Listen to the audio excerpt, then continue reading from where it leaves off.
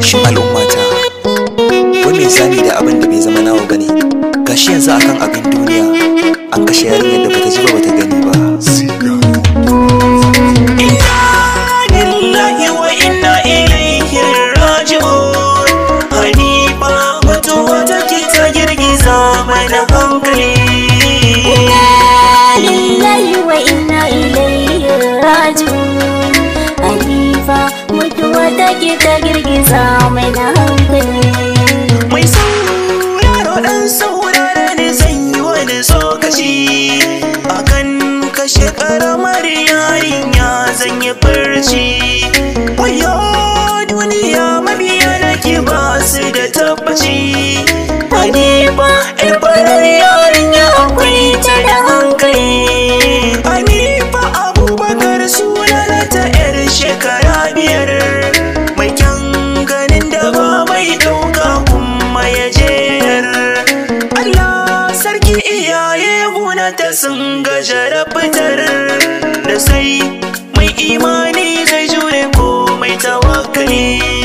Farko an ɗauke yarinyar sannan a kai bida, a ba da kuɗi masu yawa har miliyan 6.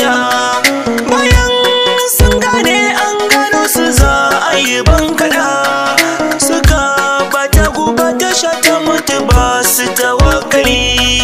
Sun ɗauke ta sun sanya ta buhu sun kayo haka, sun binne ta cikin wata makaranta kaji barraka. Ana ta addu'a lamari na ta sai da ya ɗaukaka. Ma'aikata na 'yan sanda suka samu kwanasara. Ya kuka ji da kuka ga gawar yarinyar? Ai mu ba wanda iya ganin wannan gawar yarinya gaskiya, saboda wayanda suka gani sun ce daddasa ta yayi.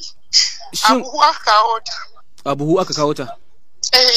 Muna kira ga hukuma ta ɗaukan mana mataki akan abin da wannan mutum ya aikata, saboda wallahi Allah sun zalunce mu, ya zalunce mu, kuma ba za mu taɓa yafe mishi ba har duniya ta tashi. Su ma sun faɗi cikin baki na su suka yo haka. Fatan da nake da duk sauran jama'a su a hallaka, domin gani ga duk mai burin aikata maka. Ya san da rabbana bai kyale duk mai iskili. Na san da kulle nafsin za'ikatil maut hakan yake, sannan tawakkali a dukkan lamari na muna rike. Akwai da babu duk Allah ke yi kada ka sake. Iyaye na Hanifa da mu da ku mun yi rashi. Zan ja hankalin mutane kar mu buru ɗin duniya, don gashi wa'anda sun kabiye mata yau za su sha wuya. Ina za mu gane amfanin baɗi barai tambaya.